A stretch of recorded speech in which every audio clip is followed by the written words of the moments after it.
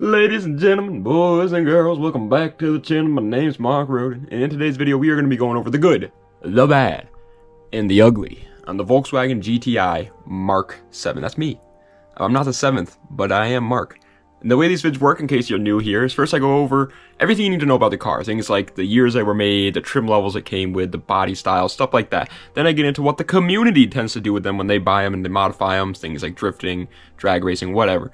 And then I finally get into the good, the bad, and the ugly, and we'll go over that when we get there, but pretty much it's like things that are good about the car, things that are just in the middle, doesn't really matter, and then things that are bad and you're gonna have to address someday. And then at the end of the video I tell you whether or not I think you should buy the car based on the current situation that you're in. Obviously, I'm just one random guy though. Do not take everything I say. If I say, yeah, you should buy this car if you're in this situation, does not mean that I think you should actually just go right out there and buy it right away without looking up and doing your own research. But without further ado, let's go right into the good, the bad, and ugly on the Mark 7 GTI. Alright, so, hey, as I said, oh, really quick, guys, sorry, before we get into the video though, I really want to mention this. You guys know the YouTube channel Car Collector Feed? I'm going to be on them. I'm going to be on their channel with them doing some, reviewing on Facebook Marketplace cars, I believe. So if you guys want to go check that out, that'd be cool. But either way, let's get into the video. The years made and the generation for the Mark 7 GTI. Well, it was made from 2015 to 2021, and it is the 7th generation, of course, of the Volkswagen Golf GTI. Next up is the trim levels. There's quite a bit of them, but most of them don't really change too much. Things just like sunroofs or how many doors it has, you know, things like that. It's not anything super crazy. So the TDI-S, the TDI-SE, and the TDI-SEL all come with the same motor, a 2-liter turbo diesel inline-4 making 150 horsepower. The TSI, TSI-S, TSI-SE, and the TSI-SEL all come with a 1.8-liter turbocharged inline-4 making 170 horsepower. This is the one that you're most likely going to see a lot of, this and the GTI. There's a lot of TSIs out there and there's a lot of GTIs out there. The GTI is obviously a little bit sportier. It again comes with a 2-liter turbo inline-4 making 220 horsepower, which is pretty good for a Volkswagen. And then the Golf R, of course, is the fastest one. They're pretty expensive. They're all-wheel drive. It's the only one that is all-wheel drive beside all the other ones are just front-wheel drive. But yeah, the Golf R comes with a 2-liter turbo inline-4, making 292 horsepower. Obviously, it's the fastest. Obviously, it's the best if you just want to go fast in a straight line. If you want, well, not even just in a straight line. If you want to go fast around corners, if you just want to go fast, the Golf R is the best. But it also is, of course, the most expensive. For the body styles, there is a 2-door hatchback or a 4-door hatchback, but the Volkswagen Jetta is exactly the same thing. So if you do want a 4-door sedan, the Jetta is there for you. Or if you're in other countries, the Volkswagen Bora. But yeah, it's exactly the same car. You know, it's just a sedan version of the Golf. The drivetrains. Like I said before, it's front-wheel drive only, except for the Golf R, which is all-wheel drive, but there is no rear-wheel drive models, and no, none of the base models come with all-wheel drive. The transmissions, it is automatic or manual. The automatic is a DSG, and it's a really good transmission, and the manual is really fun, too. The DSG is a great auto, don't get me wrong, but I would go with a manual, man, because, I mean, just come on, you're banging gears in a GTI, count me in, partner. Anyway, the price. Obviously, these are used cars now, and they're still kind of on their depreciating downhill trend because they're still relatively new. And so the price is kind of weird, but I would say anywhere from $13,000 to $18,000. Obviously, if you're going to buy like a salvage title one with like 100,000 miles, yes, you could probably find it under 10K. If you're going to buy like a perfect Golf R, like with like 10,000 miles on it with no mods on it or anything like that, then yeah, you're probably looking at like 25K, but it all kind of just depends on what you're going for. I would say the average is 13K to 18,000. As for the reliability and the gas mileage, it is pretty much the German Civic, so it's really good on reliability, and the gas mileage is a 28 miles per gallon combined for the GTI at least, which is very good. And before you're like, oh, well, that's just the GTI, don't worry, man, the TSIs and the TDIs get better gas mileage than that. I don't know about the Golf R, but the TSI and the TDI are even better than 28 miles per gallon. So the gas mileage is really good. Reliability is pretty freaking good, especially for a German car. Good on ya, Volkswagen. All right, but now we're going to get into what the community tends to do with these bad mother jammers. Excuse me, I burped. Drifting, not seen, because it's a front-wheel drive car. Obviously, you're not drifting around in front-wheel drive cars. It just doesn't make any sense. And yes, you can, I guess, take a Golf R and lock the center diff and make it rear-wheel drive if you want to, but why would you do that? Just do that with a Subaru. It's much cheaper. Anyway, yeah, no, drifting is not seen that much. Rally slash off-road builds, it's definitely seen. Volkswagen Golfs have always been seen in rally racing, but not as often as something like a Polo, because it is slightly larger than the Polo. If you are going to go with a rally Volkswagen, I would just recommend a Polo. As for street racing, you know, just taking it on the street, running around, this is definitely its most popular application. These owners love just doing some full bolt-ons and tuning it and just racing everybody on the streets and gapping them. And that's good. That's cool. Good job, Volkswagen boys. They like doing it, I guess. As for track racing, it is obviously seen quite often as well because it is a GTI. These cars were built for the track. They were built for autocross, that kind of stuff in mind. So of course, when you go to a track, you are going to see a lot of GTIs there as well. Same with Golf Rs. They're track cars. If you own a GTI and you don't take it to the track, at least go in, like, maybe, listen, I don't judge, so maybe you don't have enough money to afford the track, that's fine, but at least go to a canyon or something and rip these things around, because you'll totally understand. Like with my Integra, when I first bought the Integra, I was like, man, I don't see what all the hubbub is about with these cars, because I was used to a 350Z. 350Zs are fast in a straight line, but they're kind of heavy, so they don't really handle that well around corners. The second I took the Integra up to like a twisty little mountain road, holy moly, I understood it immediately. That thing grips up and rips up, and same thing with these beautiful Mark 7 GTIs. I could be a salesperson, man. Anyway, as for stance or show builds, obviously it's popular, but what car isn't nowadays? I mean, pretty much any sports car is going to be turned into a stance car in today's day and age.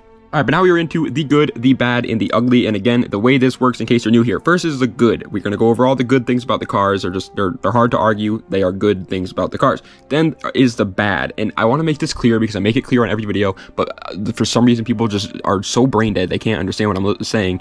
I'm not actually saying these are bad points about the car, that you should stay away from the car because of these points. These are just points that I want to bring up in case it affects you or not. It might affect you, it might not. They're just middle ground things, you know, mediums, okay? That's all they are. And then we get into the ugly, and those are things that are actual problems, and like, yeah, you're gonna have to address them. But yeah, I just wanted to make that clear because on my Lexus GS 300 video, dude, so many people got so angry because I had some like bad points in there, but they're not actually bad points. Either way, let's get into the good. First up is the reliability. These cars are reliable as hell, especially for a turbo car, especially for a German car, especially for the level of comfort and luxury that you get in this car. Yes, it's not super luxurious, but compared to like an average hatchback like a Ford Focus, yes, it's luxurious. Next is the gas mileage. This bad boy, 28 miles per gallon in the GTI, count me in. Next is the DSG transmission is great. I already mentioned this, but it is the thing shifts like a mad lad. I gotta love it for that. I don't like autos. I'm probably not gonna buy an auto for the rest of my life, but it's a good transmission. Next is the car does have tons of space, whether that's leg room or space to put your buddies in, or space to put, you know, your LARPing gear or your Frogger CDs. It's got space for them. You can put them in there. Next is the interior is nice. I kind of already went over this, but yeah, it's a nice interior. It's not anything super special. Obviously, you're not like driving like a Mercedes-Benz, but it's a nice interior compared to like regular economy cars. Next is it is comfortable to drive. Now, again, it's not like a Rolls Royce. You're not gonna like sit there and hear no road noise. But again, for an economy car, it is much more comfortable than the other ones. I have so many friends who have Volkswagens and they're quite comfortable. Next is the handling. Like I said before, these bad boys handle like a beast.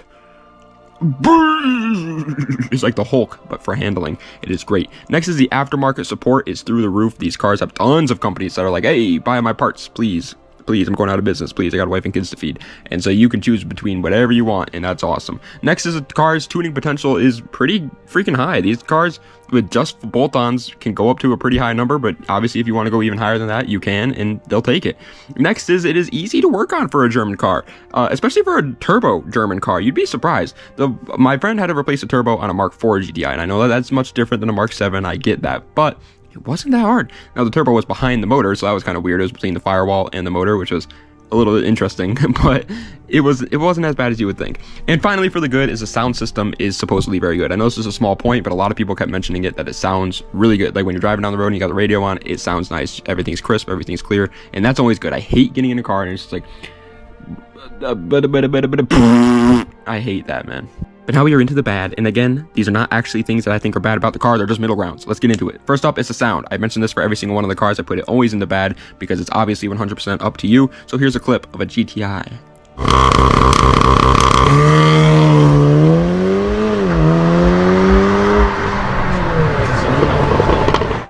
Next is the looks. Again, this is all just personal opinion, so I'm putting it in the bad. Make your decision. Do you like how it looks? Do you not like how it looks? I personally think the Mark 7 GTI is one of the best looking GTIs, and I'll stand on that grave until I die. I'll stand on top of that hill and jerk off on it until the day I die. Next is the car is unfortunately front wheel drive only, obviously unless you get the Golf R, but let's face it, most of us do not have Golf R money, so you're probably going to get a GTI or a TSI or a TDI, and if you do, you get front wheel drive only. And I've never been the biggest fan of front wheel drive. I like rear wheel drive, and so that's always a little bit of a downside to me, but maybe you don't care. Next is the price. They're not bad at all for what they are. You know, they are a new-ish German nice car that's fast and fun to drive. Being around $15,000 is totally reasonable, but at the same time, that is a lot more expensive than most of the cars that I do good, bad, and uglies on. Most of the cars I do good, bad, and uglies on cost like $5K. So next is the car is slow in a straight line. Again, 220 horsepower in a car that's definitely not the lightest thing out there. Isn't going to be fast in a straight, but that's really not what they were built for. And if you want to go fast in a straight, you could easily get it there. Next is the manual option for them is quite rare, actually, which makes me sad. Makes me a sad boy, because manuals are dying and I want manuals. Next is the community for them is actually not the best, unfortunately. A lot of the times I put the community in the good section because a lot of the communities in the car community, like sub communities, are pretty good. But in my opinion, the Volkswagen GTI owners club have always just been kind of rude to people, man. They always think that they're just like high and mighty, that if you don't full bolt on your GTI, you're doing it wrong, and I just don't really like that. Next is the coil packs and the spark plugs tend to go more regularly than a regular car, which again, of course, does make sense because it is a little bit more sporty than a regular car, so obviously it's going to have a little bit more issues than a regular car, but obviously some people are buying GTIs as just commuter cars, and so it might catch them off guard. Next is the car does tend to burn oil as well. I mean, I have never owned a car that hasn't burned oil, so I don't know what it's like to own one that doesn't burn oil, but let me tell you, as somebody that does burn oil like a mother trucker, it's not that bad, man. It really isn't. People always are like, oh my god, a car burns oil, it's the worst thing ever. I just check it like once every 2 weeks and you're good. Well, that's it. And it might need to be filled up, and it's like $4 to fill it up like a month. Like, it's really not that bad. And finally, for the bad is the sunroof does tend to leak, which is really interesting, actually, because this is a pretty new car. And so if the sunroof is already leaking on a car that's this new, goodness gracious, I can only imagine what these things are going to be like when they're like 20 years old. That's scary. All right, but now let's go into the ugly. And again, these are things that are just genuine problems about the car that you're going to have to face one day. And first up is the water pump and the thermostat housing seem to have major problems quite often, which is definitely not the easiest fix out there. And it's not something that you can look over either. It will ruin your car if you don't fix that. And it's definitely not the cheapest. It's definitely not the easiest to do. It's just not a fun fix, and they do tend to go more than a regular car will. And finally, for the ugly, there's only 2 points, so that's actually pretty good for them, but they are pretty big points. Finally, for the ugly is the turbos also tend to have some issues, which again is not cheap and definitely can be quite annoying to fix. Turbos are not cheap at all, and they're not fun to fix at all either. I don't think any GTI has ever had a reliable turbo in it, though, so I don't think you're going to get any better than this, probably. All right, but now for my final thoughts. What do I think? Do I think you should buy one of these bad boys depending on the current situation you're in? Well, we got 4 different situations. We got daily drivers, car guy daily drivers, Sunday cruisers, and race cars / project cars. So for the guys that are just looking for a daily driver, they don't care at all about cars. You know, they're not trying to go to any car meets or anything like that. They just want a daily driver, and that's it. The base models are not a bad option for you at all, or if you get a diesel one, that's also not a bad option either, but I would stay away from the GTI or Golf Rs. Those are specifically made for enthusiasts. There's really no point if you don't care about going fast, if you don't care about having a cool car that sounds nice, blah, blah, blah. Just get a TSI, just get a TDI. Yes, it's a good idea for a daily driver if you get one of those. For the car guy daily driver boys, though, obviously we know as car guys that if we need a daily driver, it's going to be something that's a little bit more unreliable, but a lot more fun than regular people, and so yeah, I think this is a super good choice for you. They're like the German Civic SI, just slightly less reliable. It's literally pretty much the same thing. They're fun as hell to drive, they're decently quick, they have tons of aftermarket support. If you end up, because let's face it, all of us buy a daily driver, then we end up modifying it too much, so then we need a daily for our daily, and so when that happens with this car, you'll have a ton of potential to get it fast. So yeah, car guys buying these things as dailies makes sense, totally. As for Sunday cruiser boys, people are just going to buy the car, leave it in the garage every week until Sunday comes around and then drive it out with their wives. I would not keep it locked up. There's really no point. They still have some depreciating to do. These cars are not super rare. They're not super expensive. There's just really no point for you to freaking keep this thing locked up in a garage all the time. I mean, if you really, really want to, and you want to wait and you think it's a good investment and eventually the price will rise, Sure, but I mean, you're gonna be waiting like 30, 40 years, man. So I would just drive it. You know, I wouldn't do that. As for the people that are trying to buy a race car or a project car, something to have a little bit of fun in, it's definitely a cool option for sure. But overall, I do think there's a lot of better choices for you out there for almost any application that you're going into. If you're going for racing, there's better cars like circuit racing. There's better cars out there for you. If you're going to drag racing, there's better cars out there for you. If you're going into rally racing, there's better cars out there for you. The thing with the GTIs is they're kind of just a good all-around car, but they don't do one thing particularly well. And so that's, I really don't know. I mean, I hate saying that because obviously I like to see crazy GTIs. That's cool. But overall, I do think there are some better choices for you if you're looking for like a project. But ladies and gentlemen, that is the end of today's video of the good, the bad, and the ugly on the Mark 7 Volkswagen GTI. I hope you guys enjoyed. If you did, please be sure to like, comment, and subscribe to the channel for more content just like this. Let me know what other videos you'd like to see, obviously. And oh yeah, for people that were wondering, yes, I'm going to be on the Car Collector feed YouTube channel pretty soon, reviewing some Facebook Marketplace cars. The funny story how it happened. They watched a video of mine and did like a review on a video of mine, and as you guys know, I make mistakes, and so they called out my mistakes. And at first I was salty, I'm not gonna lie. I was like, these butt sniffers, you know, these guys are sniffing butts. And so I went over there to tell them, like, hey, stop sniffing butts, you know. But turns out they were actually just trying to help people out, and that's kind of what I always preach on my channel, is like, I'm just trying to help you guys out. So I was like, I can't be mad at these guys. So we got to talk, and now they invited me onto their show, and I was like, absolutely, their show is hilarious. I love watching it.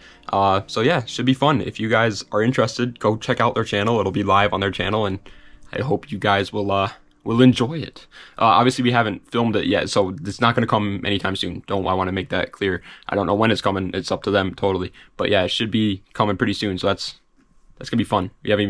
I can't wait. It's gonna be a blast. Maybe I can make some new car friends too. I always love making some new car friends. But anyway, yeah, just go check them out. Their channel's Car Collector Feed. It's a great channel. They're hilarious. But anyway, das vidanya. Have a nice night.